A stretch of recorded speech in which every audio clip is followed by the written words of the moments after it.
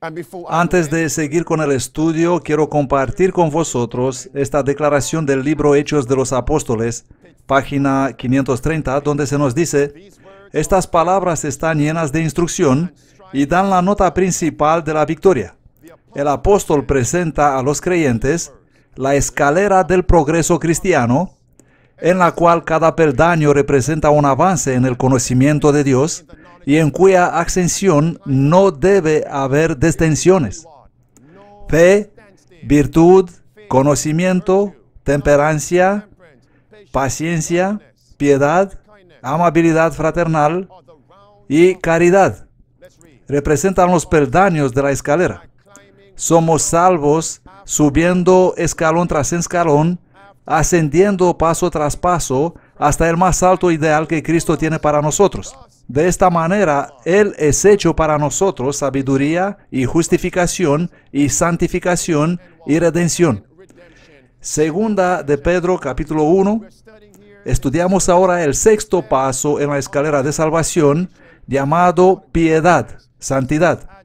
Se nos dice: añade a la paciencia piedad.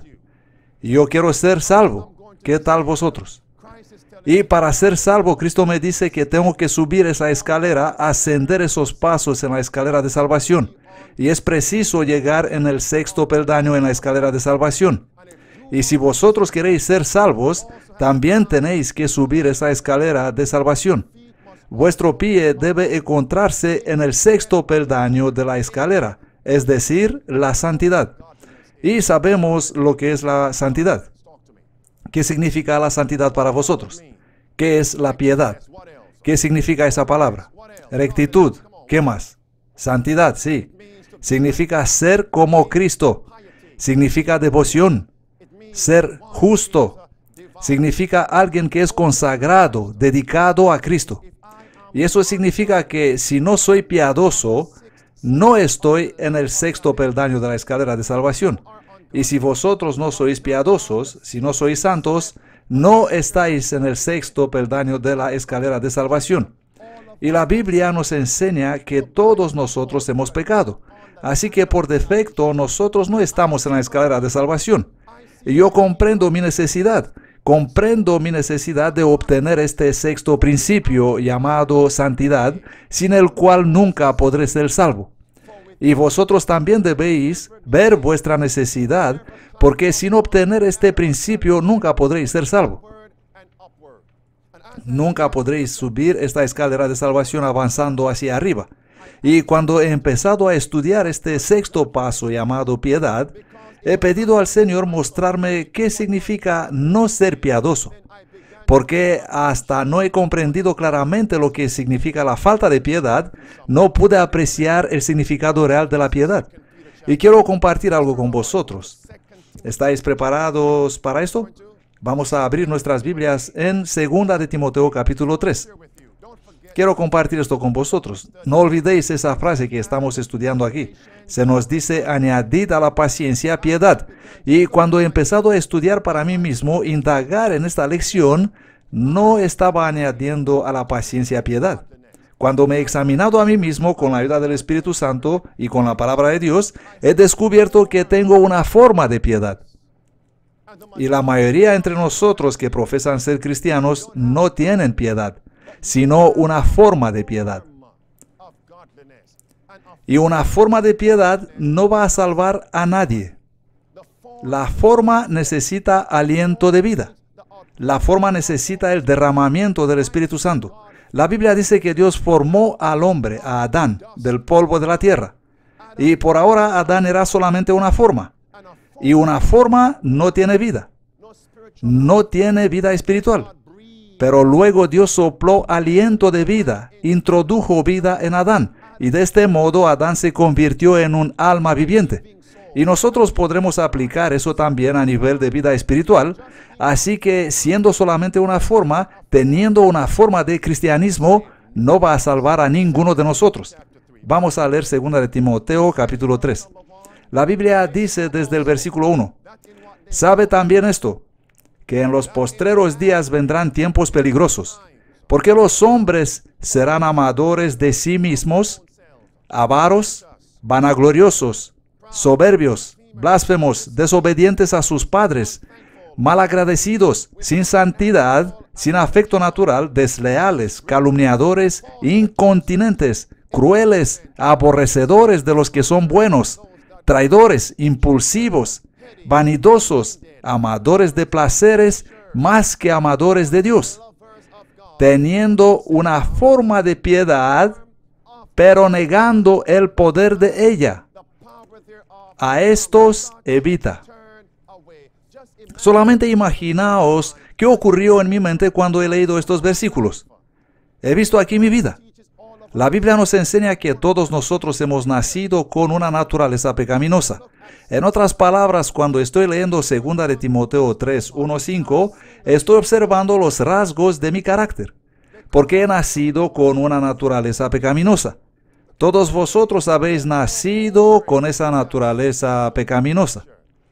Eso significa que los rasgos de carácter descritos aquí en 2 de Timoteo 3 representan vuestros caracteres, representan vuestro estilo de vida, teniendo una forma de piedad, pero careciendo de poder. ¿De qué tipo de poder se nos habla aquí? Se trata del poder del Evangelio, el poder del Espíritu Santo.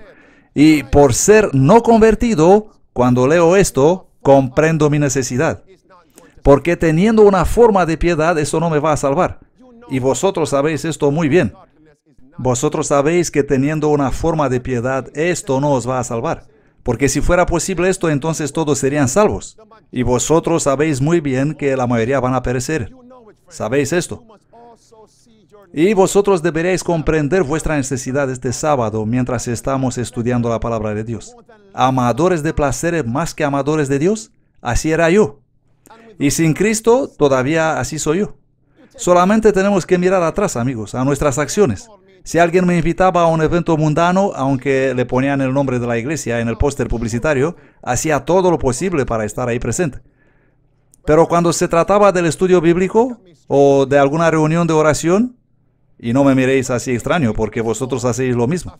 Si se anuncia un picnic o alguna otra celebración, alguna reunión social, hacéis todo lo posible para no retrasaros ni un minuto.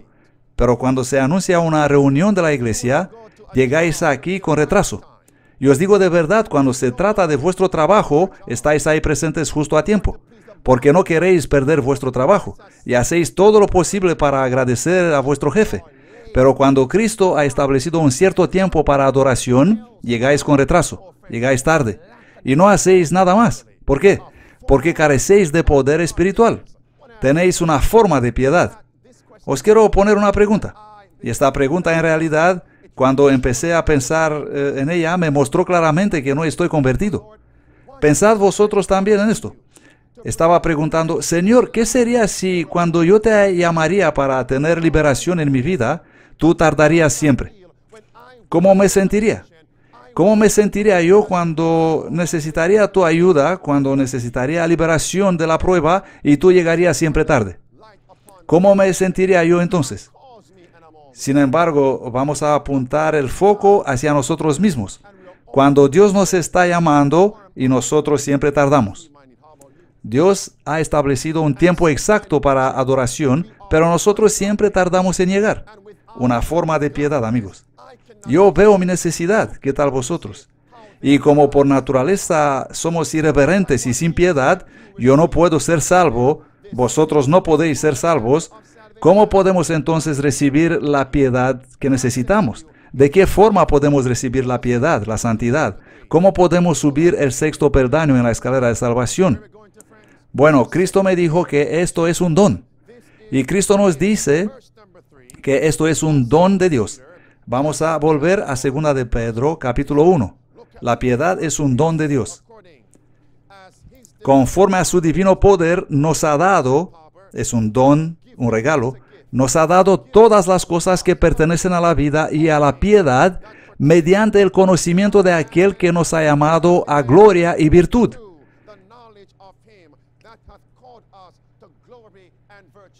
Entonces, ¿quién me va a dar la piedad? ¿Quién nos va a dar la piedad? Es Cristo. Es un don de Cristo. Y debido a que la santidad es un don, todo lo que tengo que hacer es pedirla. Todo lo que tenéis que hacer, amigos, es pedirla. Pero es verdad que nunca vamos a pedir la piedad si no comprendemos nuestra necesidad de tenerla. No puedes pedir sinceramente recibir el carácter de Cristo, recibir la santidad de Cristo, a menos que comprendas tu necesidad de tenerla. Y otra vez quiero decir que todos hemos pecado y carecemos de la gloria de Dios. Y la Biblia dice que nadie que se ensucia a sí mismo va a entrar en el reino eterno. Y yo comprendo mi necesidad. ¿Vosotros comprendéis vuestra necesidad? Yo quiero suplicar cada día para recibir la santidad de Cristo. ¿Qué tal vosotros? Ahora vamos a abrir la Biblia en Lucas capítulo 11. Lucas capítulo 11 y vamos a leer el versículo 13. Pero antes vamos a leer en el libro Mensajes Selectos, el volumen 1, página 121, lo que nos dice la inspiración divina. Las primeras palabras son: un reavivamiento de la verdadera piedad entre nosotros. Prestemos atención a estas palabras, verdadera piedad. Si existe una piedad verdadera, ¿cuál es la implicación aquí? Que hay una falsificación, una piedad falsa, una forma de piedad. Vamos a leer. Un reavivamiento de la verdadera piedad entre nosotros es la mayor y más urgente de todas nuestras necesidades. Obtener esto debería ser nuestra primera obra. Y ahora vamos a leer Lucas capítulo 11, versículo 13. Esto es muy importante, amigos. He perdido mucho tiempo estando en oración y pidiendo cosas temporales. Pero he aprendido de la palabra de Dios que en vez de concentrarme sobre las cosas temporales, sería necesario examinarme a mí mismo. Y su palabra dice que si lo buscamos a Él primeramente y a su reino y su justicia y su carácter piadoso, todas las cosas temporales te serán añadidas. Esta es la promesa. Y dejadme deciros algo. Escuchadme atentos, amigos. He comprobado los beneficios de esa promesa. Buscando primero a Dios, buscando su justicia, y el sexto paso en la escalera de salvación, su carácter santo, entonces todas las cosas temporales, Dios los cargó en un camión y los descargó sobre mí. Y Dios no hace acepción de personas. Él puede hacer eso mismo para vosotros todos, pero existen ciertas condiciones para eso. Debemos reconocer la verdad. Bueno, no es necesario decirlo en voz alta. Hablad con Dios en vuestro corazón. ¿Cuánto tiempo de vuestra oración dedicáis pidiendo bendiciones temporales, más que pedir un carácter santo? Tenéis que comprender vuestra necesidad, amigos.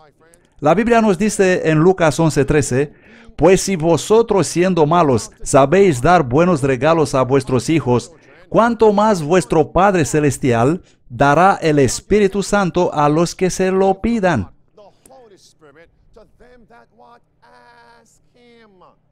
¿Y qué nos dice esta declaración inspirada? Un reavivamiento de la verdadera piedad es nuestra mayor necesidad. Obtener esto debería ser nuestra prioridad máxima. Pero hay una condición para recibirlo.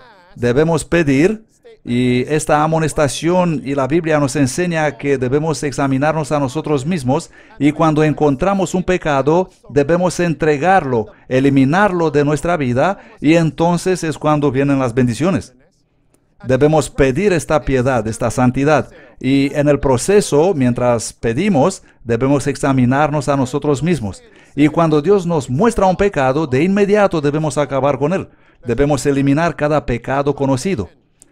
Pero es nuestro trabajo que mediante confesión, humillación, arrepentimiento y oración ferviente, cumplamos las condiciones bajo las cuales Dios prometió concedernos su bendición, dice la palabra de Dios.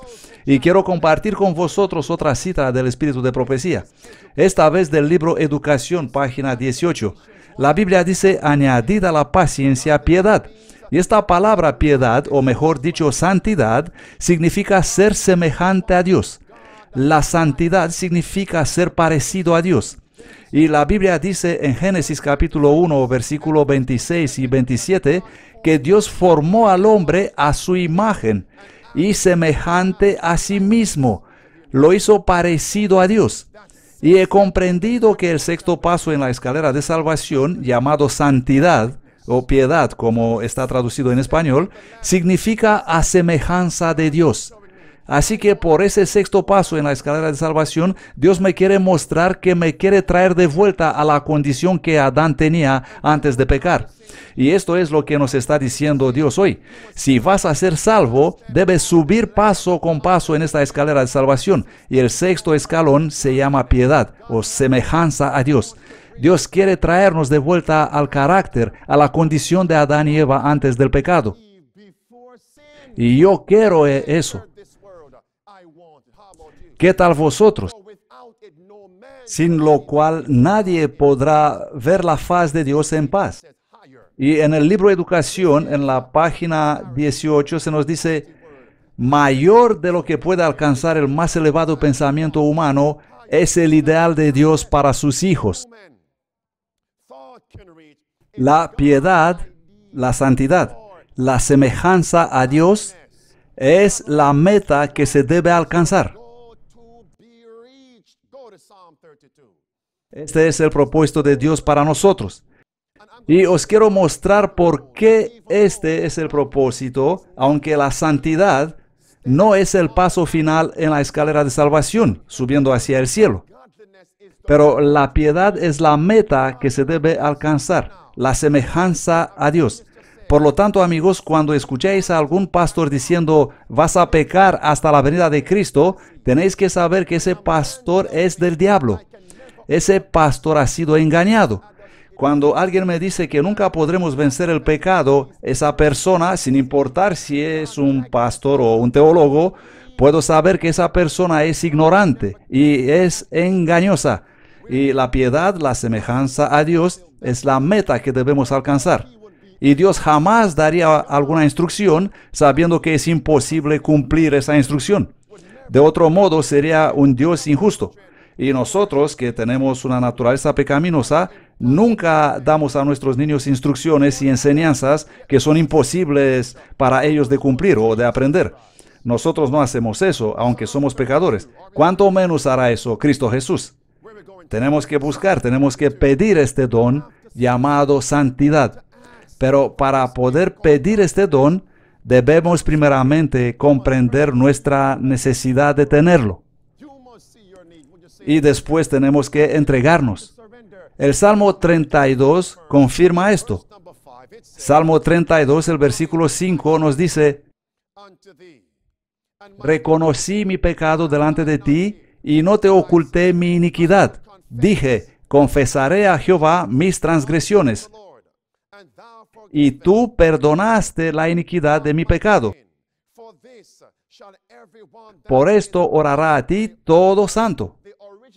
Pero el original hebreo dice, por esto orará a ti todo el que busca ser santo. Sí, amigos, los que buscan la santidad están orando reconociendo sus pecados. Y yo quiero obtener la piedad, la santidad, porque sin ella no podré ser salvo. Así que tengo que reconocer mis pecados, tengo que confesar mis pecados delante de Dios y orar, Señor, a partir de hoy en adelante he decidido por tu gracia nunca más cometer este pecado de nuevo. ¿Vosotros queréis obtener la piedad? ¿Queréis ser salvos? Entonces esta debe ser también vuestra experiencia. Reconocer vuestros pecados, confesar vuestros pecados delante de Dios y tomar la decisión muy seria. Señor, a partir de hoy en adelante, por tu gracia, yo he elegido no cometer más este pecado.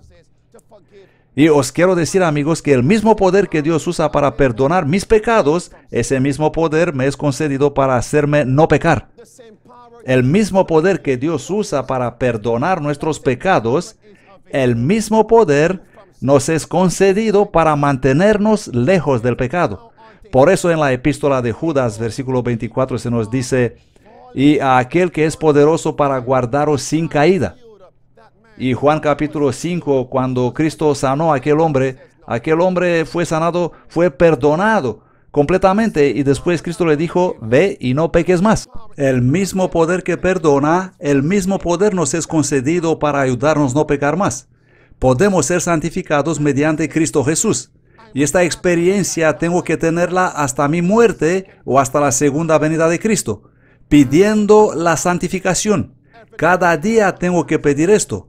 Esta experiencia necesitáis hasta vais a morir. ¿Cuándo vais a morir? En cualquier momento podemos morir. O hasta la segunda venida de Cristo. Entonces, ¿para qué tenemos que orar cada día? Señor, dame hoy el pan de vida. Vamos a abrir las Biblias en 2 de Pedro capítulo 3.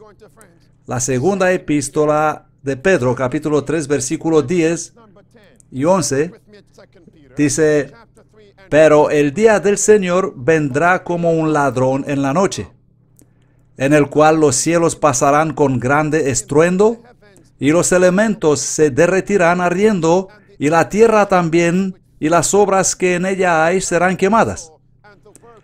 Puesto que todas estas cosas han de ser deshechas, ¿qué tipo de personas debéis vosotros de ser en santa conducta y piedad?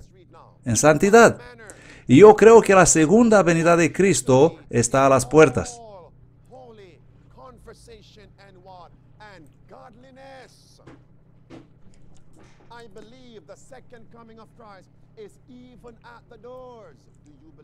¿Vosotros creéis esto? Y la Biblia me dice que yo tengo que tener una conducta santa y que tengo que esforzarme a llegar a ser semejante a Dios. ¿Qué os dice el Señor a vosotros también? Tenemos que esforzarnos a ser semejante a Dios.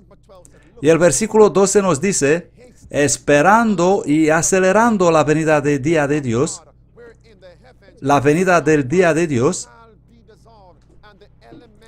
en el cual los cielos en llamas se disolverán y los elementos abrasados se fundirán. ¿Qué categoría de personas deberíamos nosotros ser sabiendo todo esto?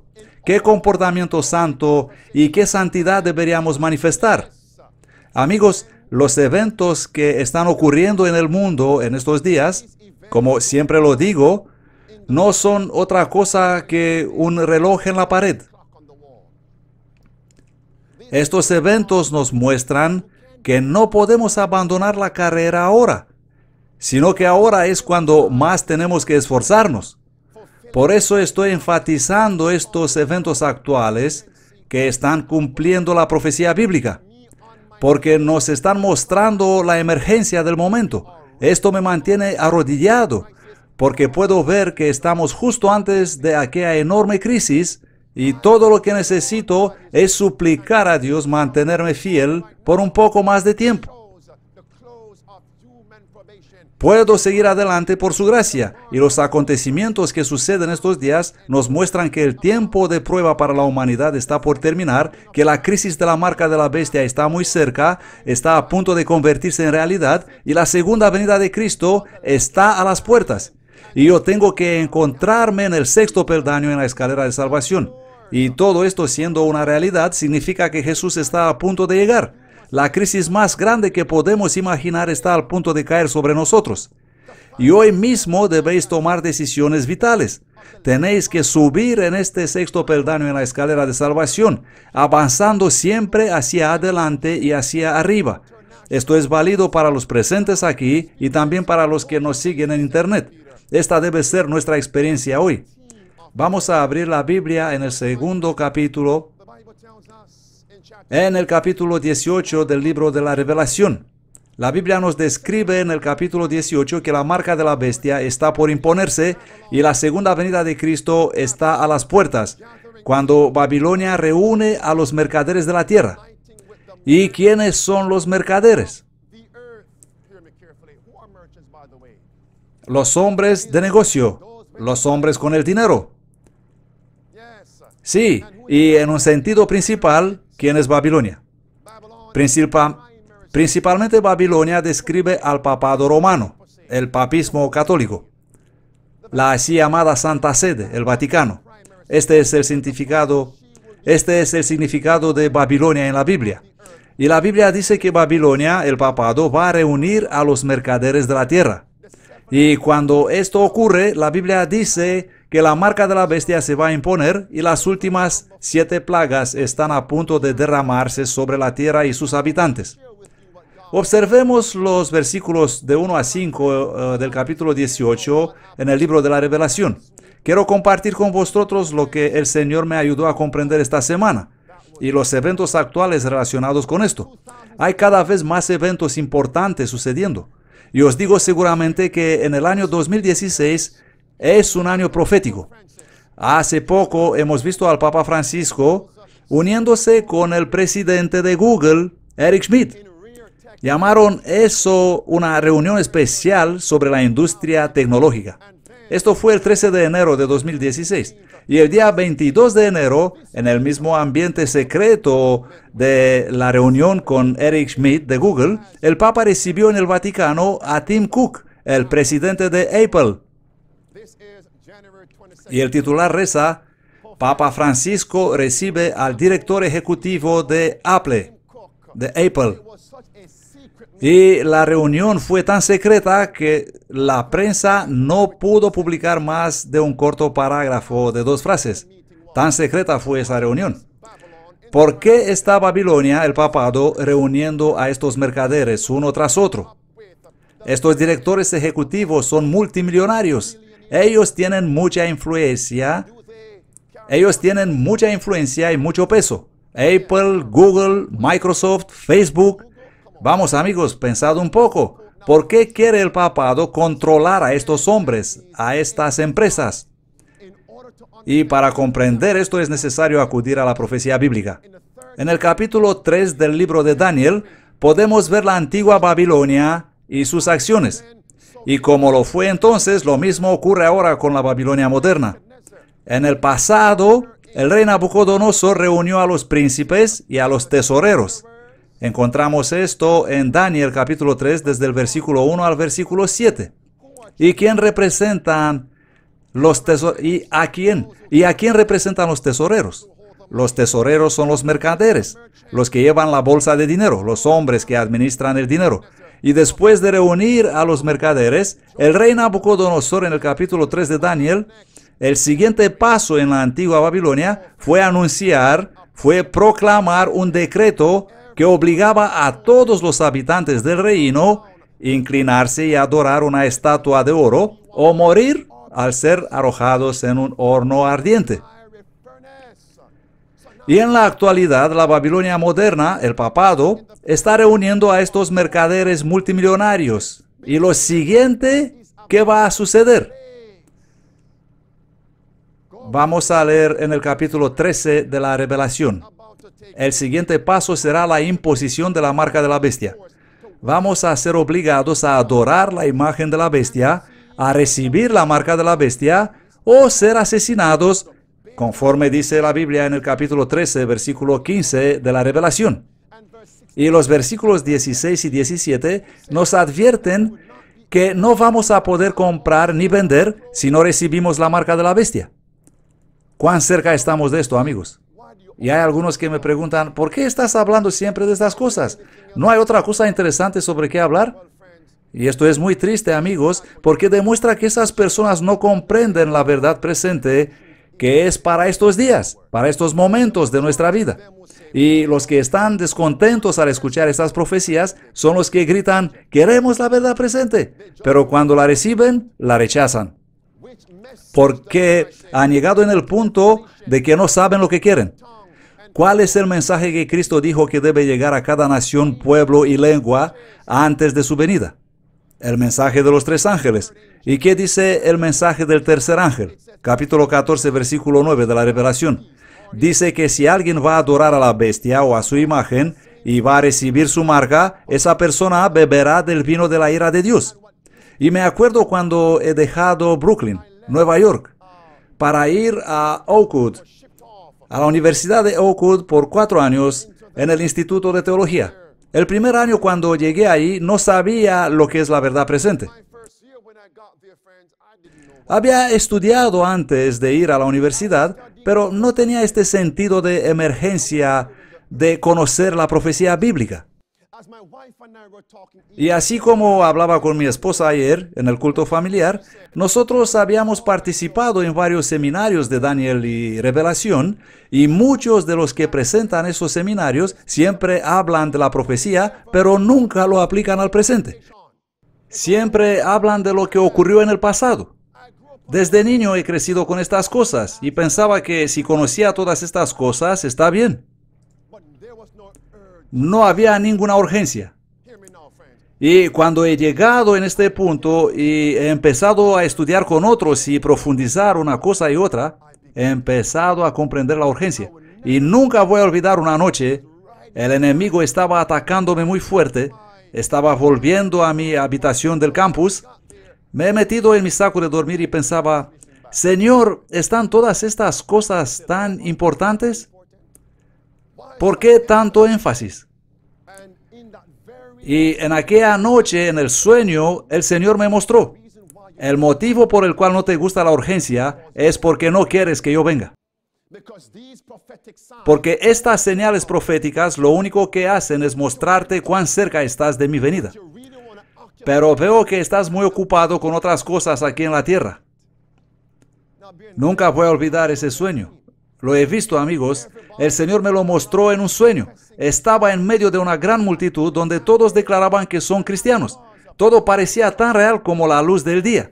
Y de repente he visto una bola de fuego con relámpagos y truenos rodando cuesta abajo hacia donde estábamos nosotros. Y hemos empezado a correr y correr todos los profesos cristianos. Y creedme, no digo esto por presumir. Y como estaba corriendo para ponerme a salvo, una puerta se estaba cerrando despacito. Toda de cristal estupendo, un vidrio tan transparente estaba a punto de cerrarse y me ha arrojado rodando por debajo de la puerta. Y la puerta se cerró completamente luego. Y muchos quedaron afuera y llamaban a la puerta y aquella enorme bola de fuego se estaba acercando de ellos. Y en aquella misma noche el teléfono empezó a llamar. Y he recibido la noticia de que todos mis amigos que se habían ido a aquel evento murieron. Murieron en aquel accidente de coche. Me acordé cuán alegres estaban en aquella tarde diciendo, vamos todos, ven con nosotros, vamos a disfrutar, tenemos que ir todos. Y yo dije, no, yo no voy. Y aquella misma noche tuve ese sueño. Y el Señor me dijo que la única razón por la cual no amamos el mensaje de urgencia es porque no queremos estar listos para su venida. Y hay muchos que creen que si no escuchan el mensaje, están a salvo. Pero esto no es verdad, amigos. Y por otra parte, hay muchos entre nosotros que creen que si tomamos en serio el estudio de la profecía bíblica, creen que aquel estudio intelectual nos va a salvar. Amigos, eso únicamente nos ayuda a ser más sabios, pero con una forma de santidad. Personas no convertidas. Esta es la urgencia del momento. ¿Cuán cerca estamos del fin? ¿Por qué quiere el hombre de pecado controlar empresas como Google y Apple y Facebook? ¿Por qué quiere él controlar los medios de comunicación del mundo? Él quiere controlar cada entidad que tiene que ver con la comunicación en Internet. Y no tenéis que creerme solamente porque lo digo yo. Estamos viviendo en medio de una gran controversia. Es la controversia entre Cristo y Satanás. Y nosotros estamos en medio de esta controversia. Y la controversia se da sobre la palabra de Dios. ¿Qué pasó en el jardín de Edén? Satanás falsificó la palabra de Dios delante de Eva.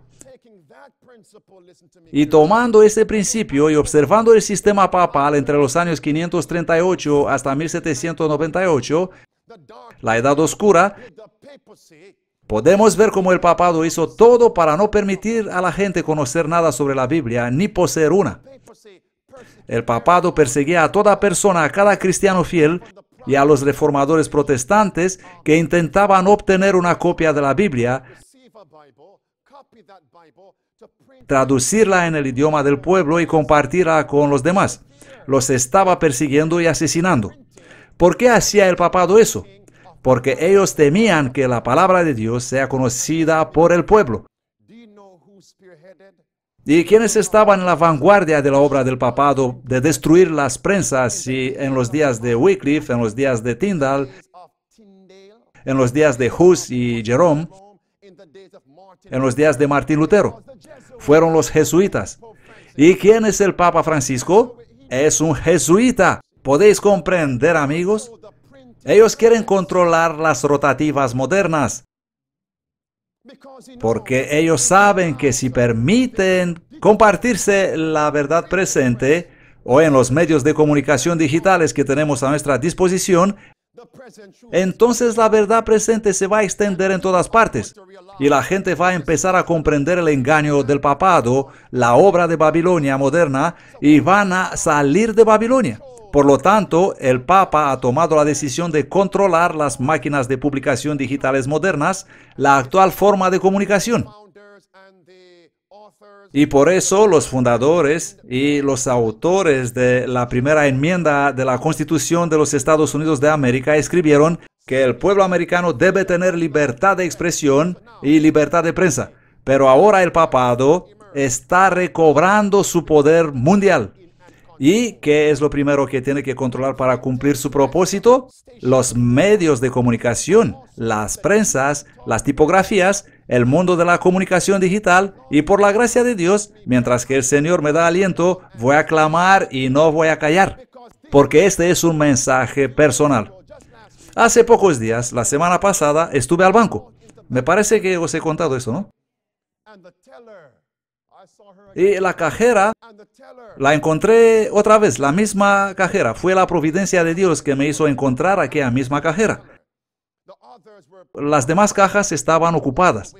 Otra cajera había salido de su puesto de trabajo y entonces esta señora me dijo, ¿le puedo ayudar, señor? Y me fui hacia ella y ella dijo, ¿señor Henríquez? Y yo le dije, sí, Sharon. Tenía su nombre escrito en la placa de identificación. Ella miró a su alrededor y me dijo, le vi por internet. He visto sus videos en YouTube.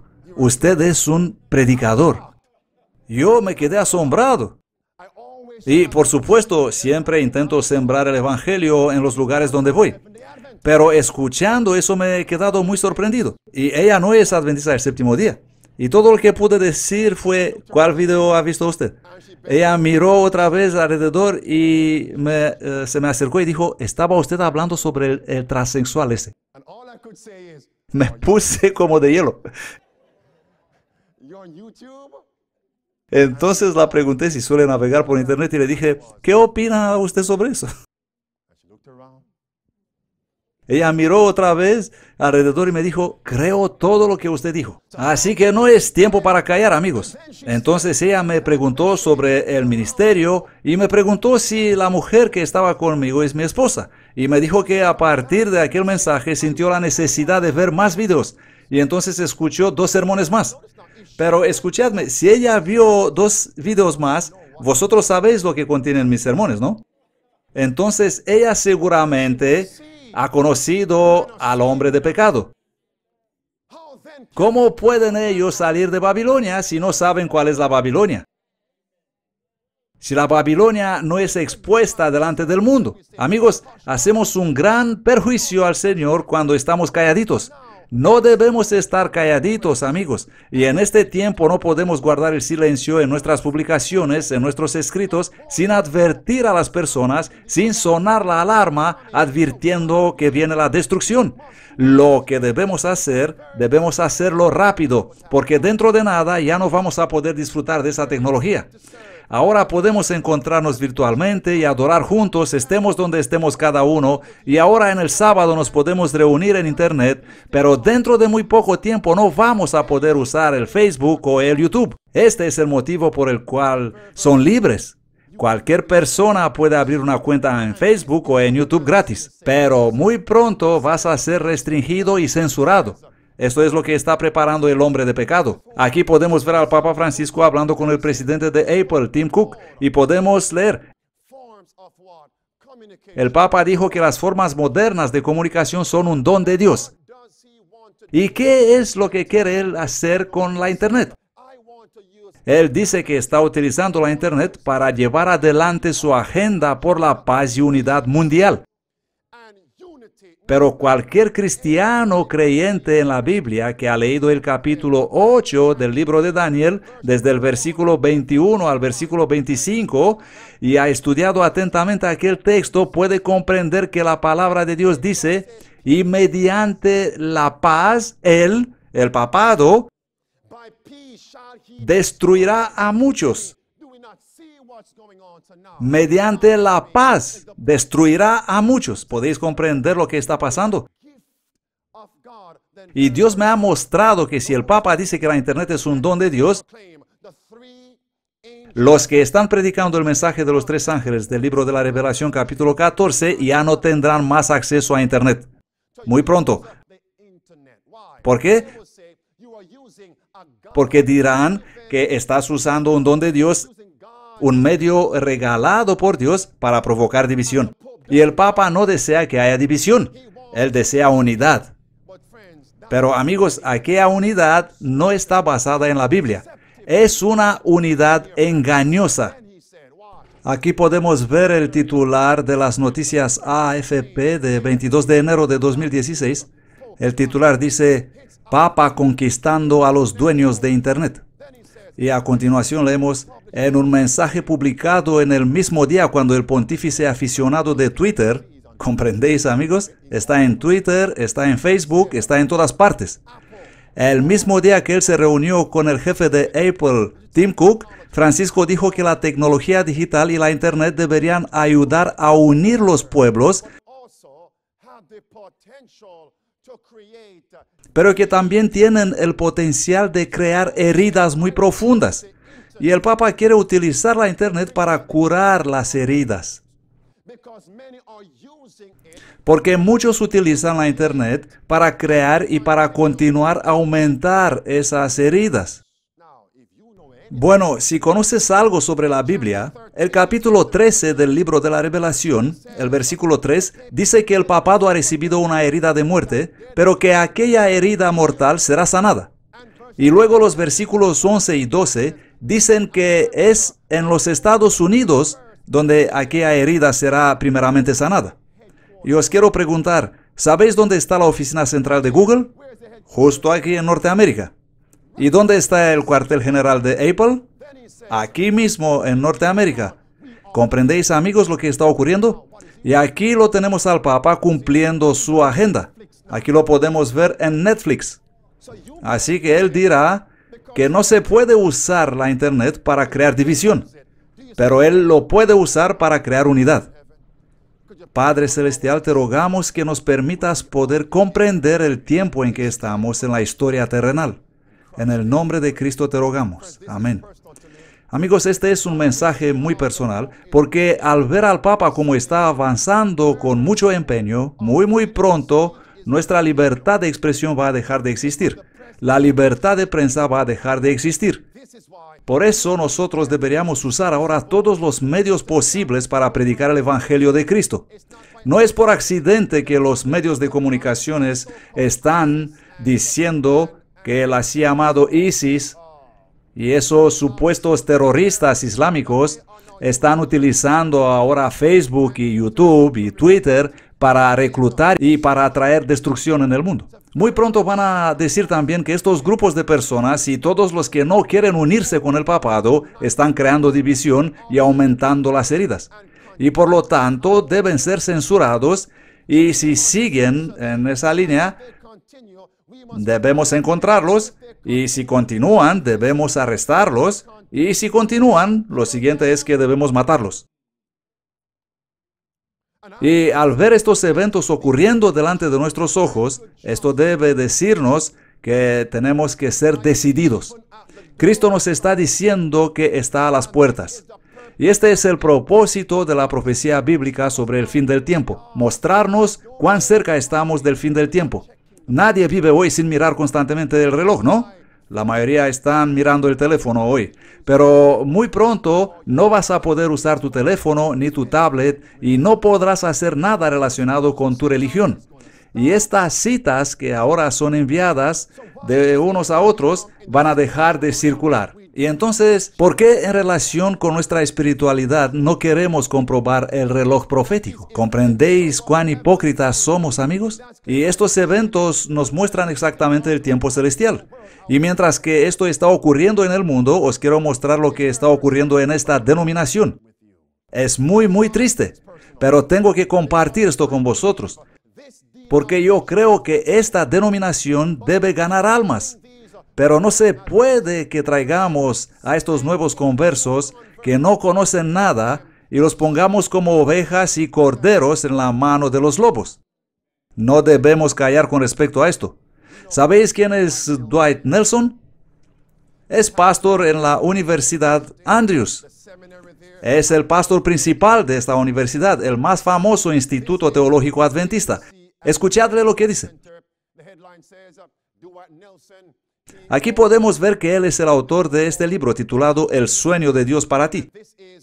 Y este libro es el devocional diario para este año, 2016. También hay una versión en español y una en francés, y en inglés es esta. Y todo lo que tenéis que hacer es mirar, por ejemplo, la página 301. Bueno, mi querido Jared, tu padre me metió en problemas ahora, ¿sabes? ¿Por qué tuvo que enviarme a mí esto? Vamos a leer atentamente lo que pone aquí en la página 301.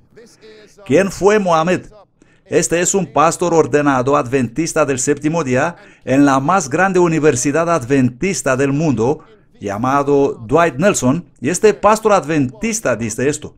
Y además este libro es enviado a la iglesia de todo el mundo en varios idiomas para estudiarlo este año, 2016.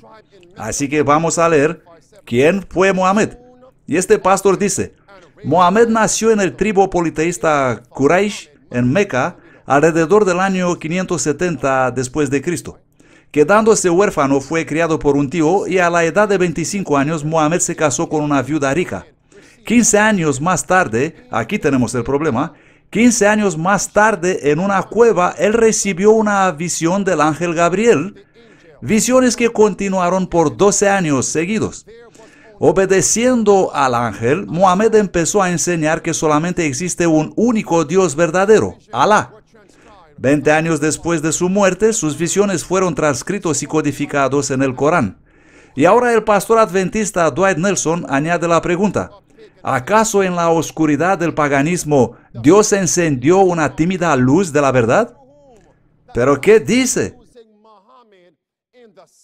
Que Dios usó a Mohammed en el sexto siglo para darle la luz de la verdad. ¿A Mohammed? Dice que el ángel Gabriel vino a Mohammed. ¿Pero acaso creen los musulmanes en la divinidad de Cristo Jesús?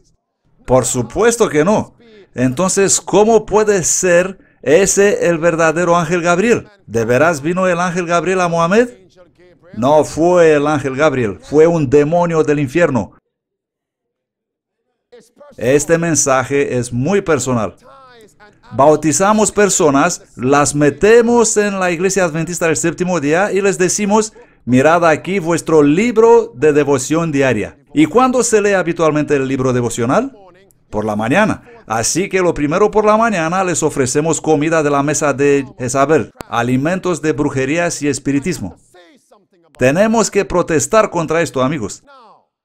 Dios no ha usado a Mohammed en el sexto siglo. Pero ¿habéis oído de los valdenses? Los fieles cristianos en la Edad Oscura.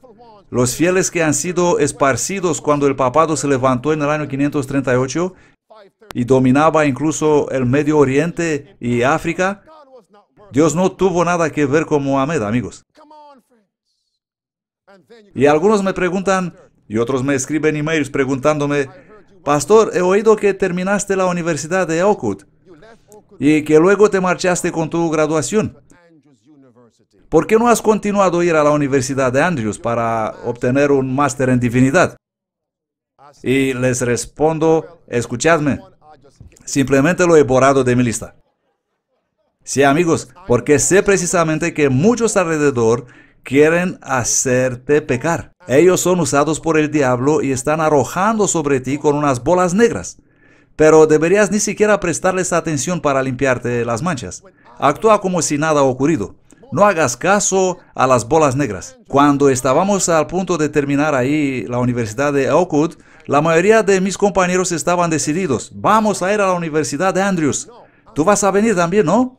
Yo les decía, el único Andrew que conozco es Andrew Henríquez. Mi excursión acaba aquí. Y la mayoría de aquellos hombres que se fueron a la Universidad de Andrews y terminaron los estudios como doctores en divinidad, doctorados divinos ahora, son maestros en divinidad. Son tan intelectuales que saben más que la divinidad.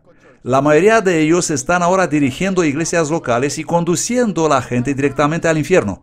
Esta es la verdad, y no debemos callar.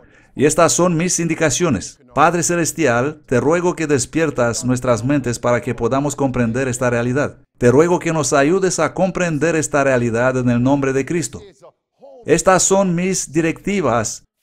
El periódico La Obra Misionera en el Hogar, 1 de septiembre de 1892, parágrafo 4. La hermana White cita Juan 3:36 y Juan 17:3. Vamos a abrir la Biblia en el Evangelio de Juan capítulo 3. Vamos a leer el versículo 36. El que cree en el Hijo, ¿quién es el Hijo? Es Cristo Jesús. El que cree en Cristo Jesús tiene vida eterna. Y el que no cree al Hijo no verá la vida, sino que la ira de Dios permanece sobre él. ¿Cómo pudo publicar Dwight Nelson este libro? Y no se trata solamente del libro.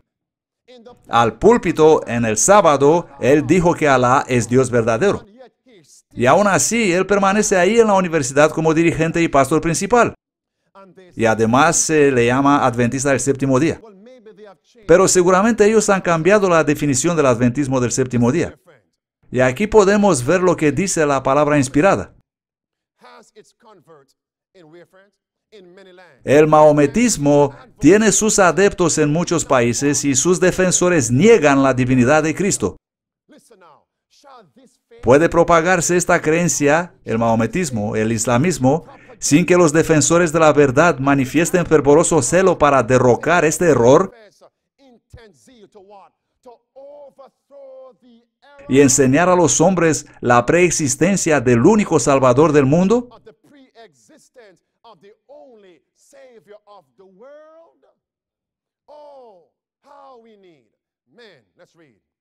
Oh, cuánto necesitamos hombres que estudien y crean la palabra de Dios, hombres que presenten al mundo a Jesús en su naturaleza divina y humana. Dios nos está dando los órdenes de marcha, amigos. No debemos permitir propagarse estas doctrinas falsas del islamismo en la iglesia adventista del séptimo día. Tenemos que levantar la voz contra esto. Y cuando todo esto terminará, nadie podrá decir, yo no lo sabía. Nadie podrá decir, nadie me dijo esto. ¿Es normal que estemos sin hacer nada mientras se están propagando estos errores? Y además decir que esas personas son adventistas del séptimo día. ¿Y los que viven conforme a los principios bíblicos son excluidos de la iglesia? Despertad, amigos. Ahí se trata de la Universidad de Andrews, la más grande universidad adventista del mundo. Y esto demuestra que Cristo Jesús está al punto de venir. ¿Sabéis quién es Leslie Pollard? Es el presidente de la Universidad de Oakwood. Y él estaba llamando para una revolución en el adventismo, el sábado pasado, sí. Un cambio desde la verdad hacia el error. Vamos a ver esto, amigos. Aquí tenemos este anuncio publicado en la Universidad de Oakwood. Este es un sermón que fue predicado el sábado 16 de enero de 2016. Y el título del sermón es Estar listos para la revolución. Y ha apuntado allí el tiempo del sermón cuando él dijo esas cosas. Y podemos ver claramente cómo el movimiento de la ordenación de mujeres está conectado con el homosexualismo en la iglesia adventista. Este hombre, el presidente de la Universidad de Oakwood, está llamando a una revolución. Él dice que los que no están contentos con lo que ocurre en la iglesia y no aceptan los nuevos cambios son rebeldes en la iglesia. Necesitamos una revolución. ¿Qué significa la palabra revolución? Por cierto, no solamente un cambio, sino un cambio hacia la guerra. Esta palabra incita a las masas a luchar físicamente. Luchar para traer un cambio. Esta gente están afilando sus espadas, mientras que la mayoría están calladitos diciendo que todo está bien en la iglesia. Él dice, algunos de vosotros posiblemente han asistido a la conferencia general el verano pasado. Yo también estuve ahí. Y he esperado 3 horas y 18 minutos, pero no tuve la oportunidad de hablar. Pero esto es lo que quise decir. ¿Sabéis? Podéis votar lo que queréis aquí. Podéis hacerlo. Porque, ¿sabéis algo? Dios va a hacer lo que quiere Él que haga. En otras palabras, podéis votar no para ordenar mujeres, porque nosotros las vamos a ordenar de todo modo. Y ahora en el sermón, Él dice que tenemos una revolución en misión. Así que tenemos que esperar una revolución en misión. Y luego dice que tenemos una revolución en la adoración. Así que tenemos que esperar una revolución en la adoración. Una revolución en la adoración está por venir, amigos. Pero no nos vamos a enfocar en las formas, sino que nos vamos a enfocar en el enfoque de la adoración. Y luego dice que las siguientes palabras hicieron caer a Israel del pedestal de la justificación propia. Y cita Isaías 19, 24, 25. Y luego añade, bendito sea el Egipto mi pueblo. Y él dice que este texto hoy significa, benditos sean los católicos mi pueblo. Benditos sean los baptistas mi pueblo. ¿No os impacta? Dice él. ¿No os impacta todavía? Aunque es impactante. Vamos a ver si esto os va a impactar. Benditos sean los Rastafari, mi pueblo. ¿No? ¿Todavía no os ha impactado? Aquí viene otra. Aquí viene la siguiente, ¿ok? Benditos sean los homosexuales, mi pueblo. Oh, todavía no os veo impactados. Todavía no. Seguimos entonces. Benditos sean los transexuales, mi pueblo. Bien, ok. Benditas sean las lesbianas, mi pueblo. Esto es lo que dice Dios. ¿Estáis conmigo? Así que haréis bien estar listos. Haréis bien estar listos. Haréis bien estar listos para la revolución. Porque adivinad qué va a ocurrir. Caitlin se acerca. Caitlin, le voy a decir Katy en español para que sepa la gente que se trata de un nombre de mujer. Ahora no sé cómo vamos a manejar eso, pero Katy está viniendo. Esto es lo que predice este texto, Isaías 19:25, dice este presidente de la Universidad Adventista. Una revolución. Algunos pueden decir, pastor, mis hijos están aquí ahora. Pues llamad a la Universidad de Oakwood y decidle esto a ellos. Este fue un sermón público presentado en YouTube y nadie dijo nada al respecto. Y los niños estaban en el santuario cuando este pastor hablaba de homosexuales, ¿vale? Y si te levantas y dices que esta es una abominación, te van a condenar diciendo que estás buscando problemas. ¿Sabéis quién es Katy? Sí, todos sabemos quién es. No voy a profundizar este punto. Y también sabemos que algo similar ocurrió en la iglesia adventista de Hollywood, con ese hombre que ahora dice que es mujer, y se llama Randa ahora. Y ahora este sermón apareció públicamente. Ese hombre que se llama Randa apareció en diciembre de 2015. Y ahora este sermón del presidente de la Universidad de Oakwood apareció en enero de 2016. Esto nos demuestra, amigos, que todo está bien planificado en este movimiento. Y como dijo ese hombre, Katy está viniendo. Amigos, os quiero decir que siempre ha habido homosexuales en la iglesia, pero no de modo abierto, no oficialmente. Algunos entraron en la iglesia, algunos se convirtieron también. Pero no se trata de esto. Cuando ellos dicen que Katy está viniendo, ellos se refieren a otra cosa. Y esta Katy, sabemos que es un hombre, que se llama Bruce Jenner, pero ahora dice que es mujer. Y cuando ellos dicen que Katy viene en la iglesia, nosotros tenemos que aceptar que un hombre puede ser mujer cuando quiera, o al reverso. Y que tenemos que bautizar a Bruce como siendo Katy. Y tenemos que registrar a Bruce en el registro de la iglesia con el nombre de Katy. Y si Bruce quiere ser maestro de la escuela del sábado, él puede hacer esto como siendo la maestra Katy. Y si Bruce quiere ser pastor, él puede ser la pastora Katy. Porque ese hombre que ahora se llama Randa, ahora es una anciana en la iglesia adventista. Esta es la revolución que está viniendo. De hecho, la tenemos ya. Así que, ¿dónde queréis enviar a vuestros hijos para estudiar? ¿A qué universidad adventista? ¿A qué escuela adventista? Dejadme preguntaros otra vez, ¿dónde quieres enviar a tus hijos para estudiar? Y vosotros jóvenes, ¿dónde queréis ir? ¿A qué escuela?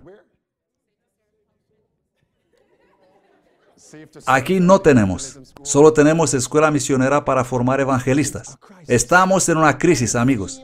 El tema del sermón de ese hombre, el presidente de la Universidad de Oakwood, el mensaje principal fue que si has estado en la iglesia tanto tiempo y ahora no te gustan los cambios, tienes que prepararte para una revolución. Y resulta que el Papa hizo unas declaraciones esta semana muy similares, cosa que me demuestra que este hombre, y espero que pueda cambiar, Pero el camino en que está ahora tan decidido, para mí no... Bueno, terminad vosotros la frase. Este hombre y el Papa tienen la misma línea de pensamiento. Aquí tenemos un artículo de 18 de enero. Y el titular dice, Papa Francisco declara que los cristianos obstinados son rebeldes e idólatras. Y el Papa explica luego, los cristianos que dicen, siempre se hizo así, y así tenemos que hacerlo, tienen los corazones cerrados a las sorpresas del Espíritu Santo. Así que los dos dicen lo mismo. Y la inspiración nos dice que cuando la ley dominical se va a imponer sobre el mundo, ese evento va a separar a los que tienen la verdadera santidad de los que tienen una forma de santidad. Y podemos volver ahora a la segunda epístola de Pedro, segunda de Pedro capítulo 2. Padre Celestial, te ruego, Padre nuestro, que estás en el cielo, que despiertas a tu iglesia. El tiempo de prueba se está terminando rápidamente y la mayoría de los que profesan ser tu pueblo están durmiendo. Dame aliento, Señor, para ser fiel al llamado que tú pusiste en mi corazón. Bendice a tu pueblo y dales a todos valentía, dales confianza y coraje para defender la verdad con amor, el deber con bondad, para que puedan presentar la verdad aunque el cielo se desploma. Pedimos tu Espíritu Santo en el nombre de Cristo Jesús. Amén. La segunda epístola de Pedro capítulo 2. Pero antes vamos a leer esta declaración de Testimonios para la Iglesia, volumen 5, página 81. No está lejos el tiempo cuando cada alma será probada. Se nos obligará a aceptar la marca de la bestia. Los que han aceptado paso con paso las demandas del mundo y se han conformado con los hábitos del mundo, la palabra de Dios nos dice que esas personas van a renunciar a la fe. ¿Y qué está ocurriendo ahora en nuestra iglesia? Una revolución. Y la inspiración sigue diciendo que en aquel tiempo la verdadera santidad será claramente distinguida de la imitación y la falsa apariencia. La gran crisis va a demostrar quién tiene la verdadera santidad y quién tiene una forma de santidad, amigos. Ese evento lo conocemos como la imposición de la marca de la bestia. Y lo que está ocurriendo en nuestras casas y en nuestras iglesias son señales que nos muestran que se está trazando una línea de demarcación en la arena del tiempo. ¿En qué parte os vais a poner? ¿A quién estáis sirviendo?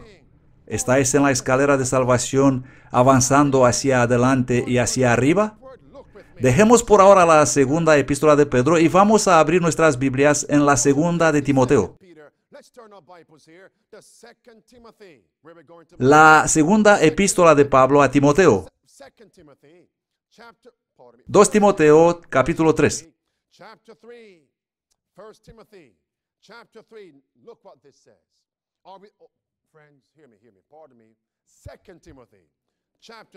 Padre Celestial, estas lecciones que tú me has enseñado son reales y quiero compartirlos con tus hijos para que nadie pierda las bendiciones, porque necesitamos subir en el sexto peldaño de la escalera de salvación y tenemos que colocarnos allí y avanzar siempre hacia adelante y hacia arriba, porque el tiempo de prueba se está terminando muy rápido. Te rogamos en el nombre de Cristo. Amén. 2 Timoteo capítulo 3, el versículo 10 dice, pero tú has conocido mi doctrina, mi manera de vivir, mi propósito, mi fe, mi longanimidad, mi caridad, mi paciencia, mis persecuciones, mis aflicciones, que me sobrevinieron en Antioquía, en Iconio, en Listra, persecuciones que he sufrido. Y luego, ¿qué dice el apóstol, amigos? Pero ¿de cuántas de ellas lo ha librado el Señor?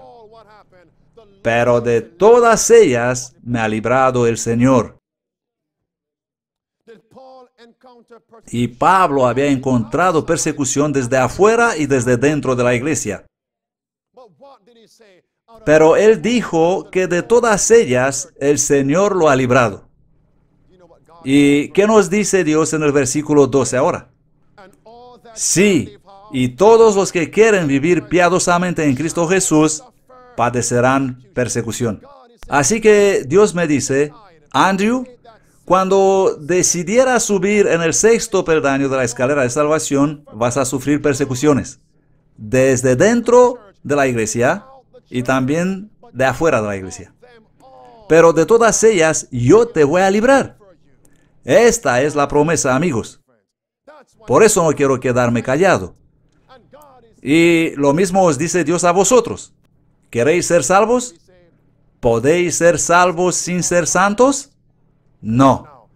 Pero todos los que quieren vivir en santidad en Cristo sufrirán persecuciones. Esto os espera, amigos. Puede que en la vida de algunos ya ha empezado la persecución. Puede que los miembros de tu familia te están persiguiendo porque persistes en la verdad presente. Incluso los miembros de tu familia que dicen que son adventistas del séptimo día, pero están unidos con la multitud y probablemente te hablan mal, te persiguen verbalmente y te consideran loco. Antes te buscaban mucho por teléfono. Pero ahora cuando ven que quieres subir esa escalera, ya han olvidado tu número de teléfono. Dios, ten misericordia de nosotros. ¿Hay alegría en tu familia? ¿O estás experimentando la persecución? Pero Dios dará a todos fortaleza. Y esto es lo que a mí me anima. No me importa lo que viene desde afuera o desde dentro. Quiero estar seguro que estoy sirviendo a Dios y entonces todas las promesas que contiene la palabra de Dios, Jesús los va a cumplir conmigo. Y lo mismo va a ser para vosotros si queréis obedecer. Y yo lo creo de todo corazón. ¿Qué tal vosotros? Ahora vamos a volver a la segunda epístola de Pedro. La Biblia me da esperanza, pase lo que pase. Pero amigos, os aseguro que nunca podemos apreciar las promesas de Dios, la esperanza que Dios nos da a través de su palabra, si no comprendemos nuestra necesidad para ellas. No las puedes apreciar a menos que comprendas tu necesidad de tenerlas. No puedo apreciar las promesas de Dios, la esperanza que Dios me da en su palabra, a menos que las necesito ahora y en todo momento de mi vida. Ni vosotros tampoco las vais a apreciar, a menos que podéis ver cuán cerca estamos del fin de todas las cosas. Las necesitáis ahora y en todo momento de vuestra vida. Segunda de Pedro capítulo 2. El versículo 9 es también un texto de ánimo.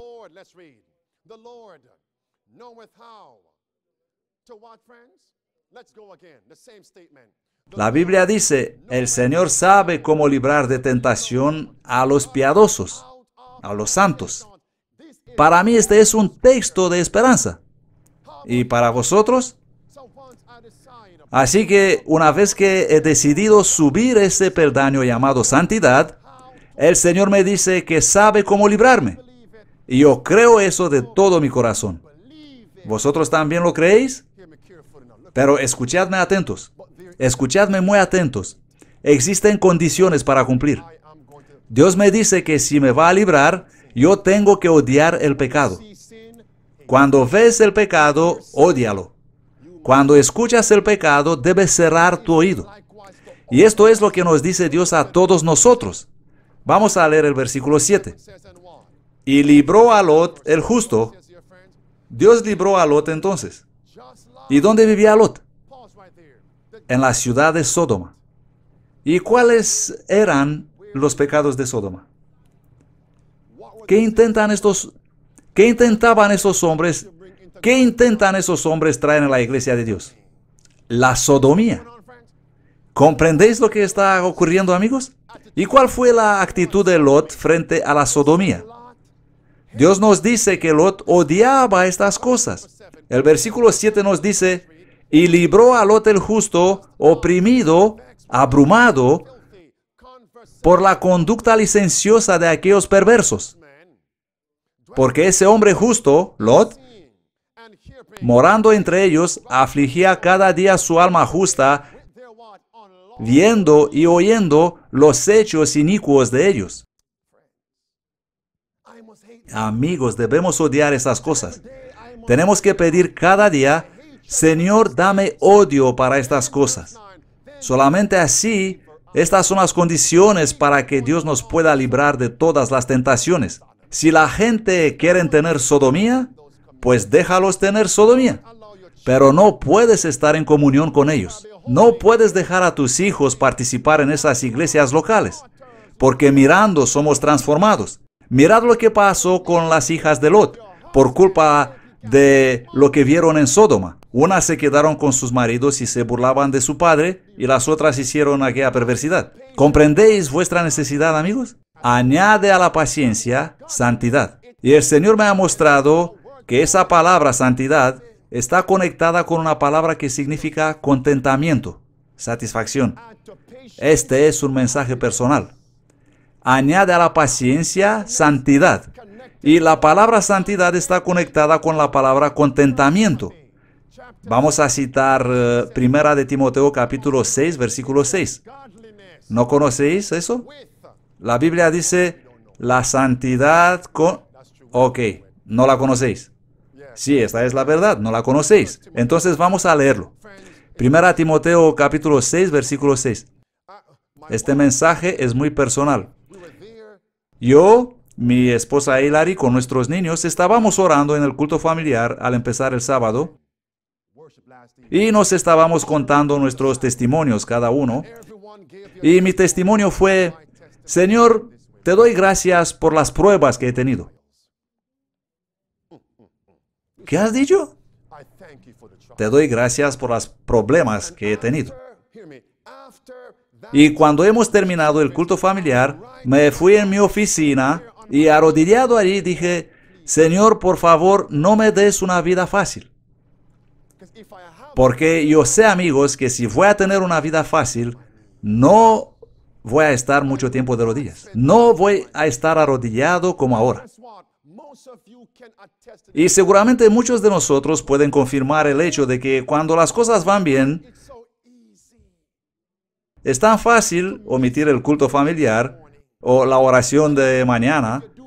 Y si haces una oración, lo haces así formal y rápido, porque todo está muy bien en tu vida y no necesitas orar. Por eso le pido al Señor que no me permita tener una vida fácil. No quiero una vida fácil, porque cuantas más pruebas tengo, más va a crecer mi fe. Y necesito que Dios fortalezca mi fe para poder resistir en esos últimos días. Y mi esposa y mis niños saben que tuve una semana tan complicada que no sé cómo he conseguido terminarla bien.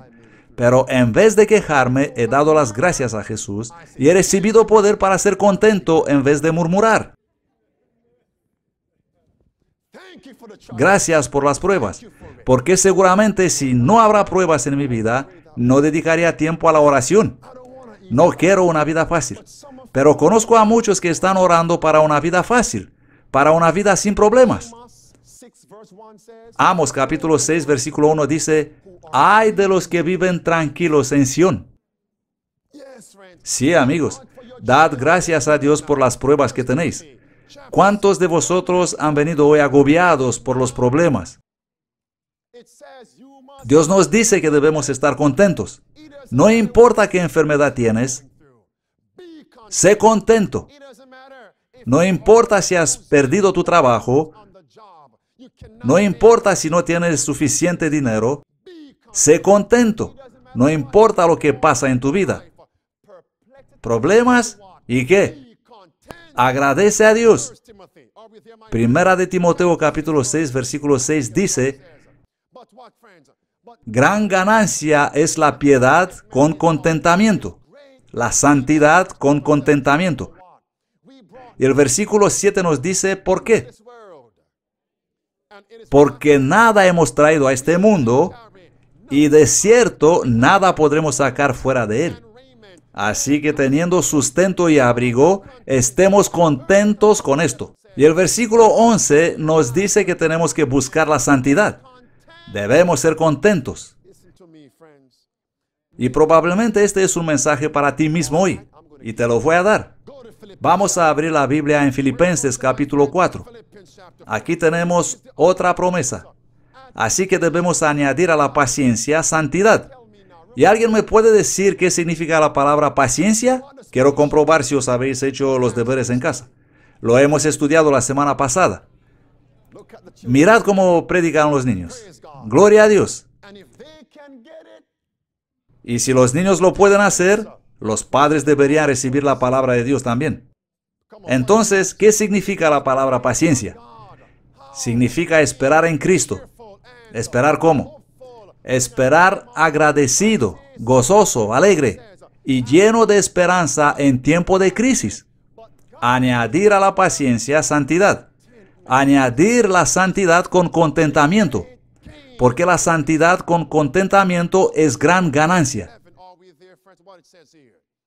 Filipenses capítulo 4, versículo 11. El apóstol Pablo nos dice, no lo digo porque tenga escasez, pues he aprendido a contentarme cualquiera sea mi situación.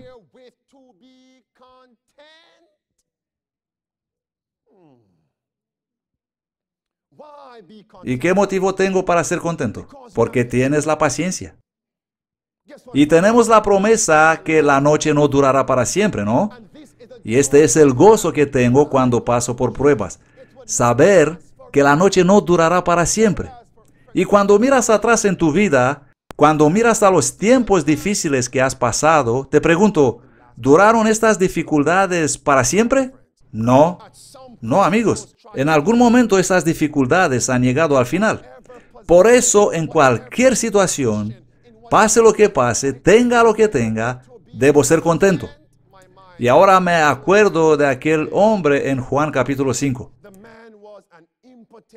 Ese hombre era incapacitado desde hace 38 años. Y la Biblia dice en Juan capítulo 5, versículo 3, que aquellos enfermos estaban esperando. Esperar significa tener paciencia. Y esperar por 38 años, ¿os podéis imaginar eso, amigos? Y por eso digo que cuando estoy afrontando pruebas, si no han pasado todavía 38 años, puedo esperar un poco más. Sí, amigos, un paralítico esperando por 38 años. Y un día apareció Jesús. ¿Por qué permitió el Señor que ese hombre sea un ejemplo en la Biblia? Un ejemplo de paciencia, amigos. ¿Por qué? Porque era un mensaje para mí. Y está escrito ahí para vosotros. En cualquier situación te encuentras, es decir, cuando te encuentras paralítico y no puedes hacer nada para ti mismo, ten paciencia.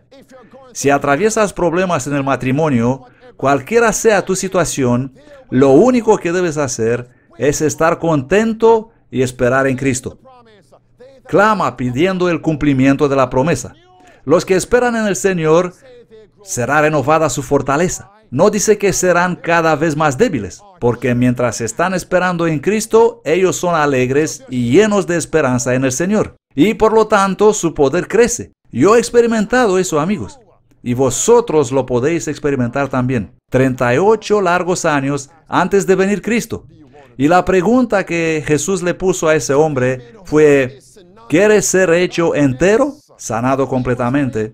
En inglés es ser hecho entero, un hombre entero. Y ser hecho entero es sinónimo con la santidad. Él estaba esperando y luego fue completamente sanado, fue hecho entero, fue santificado. Y eso significa añadir a la paciencia santidad. Y mi Salvador me pregunta, Andrew, ¿quieres ser hecho entero? Dios os está preguntando a todos vosotros, los presentes aquí y los que están en internet, ¿queréis ser hechos enteros, completos? ¿Queréis la santidad? Y yo respondo hoy, sí, Señor. ¿Qué respondéis vosotros? Yo digo, sí, Señor, quiero ser hecho completo. Y Cristo le dijo al hombre, levántate. Esta es la palabra. No se trataba de sentimientos, amigos. Aquel hombre podría haber dicho, Señor, estuve tan desanimado una y otra vez por 38 años, y ahora vienes tú y me dices, levántate. Él tuvo la oportunidad de tener dudas, pero no tuvo ninguna duda. Lo mismo ocurre en nuestras vidas. Cuando escuchamos la palabra de Cristo, tenemos que creerla. Y por ser vencidos tantas veces y desanimados, muchos entre nosotros están dudando hoy. Pero Cristo está diciendo, levántate, coge tu cama y anda. Me pregunto si ese hombre sabía lo que significa esa palabra, andar. porque parece que él nunca anduvo. Y eso significa, amigos, que Cristo me puede dar una experiencia que nunca he experimentado en mi vida. ¿Andar? ¿Cómo es eso? Espera un momento. ¿Ser santo? ¿Vivir yo en santidad? ¿Qué quiere decir eso?